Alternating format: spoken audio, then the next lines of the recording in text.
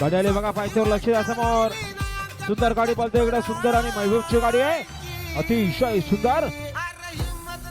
उंची साईडच्या धन्यवाद. सुंदर अशी गाडी पाहिली चांदेकरांचा सुंदर पाहिला, त्याच्यासोबत हर्षू रवींद्र कडव मानसुरीकरांचा महबूब पाहिला.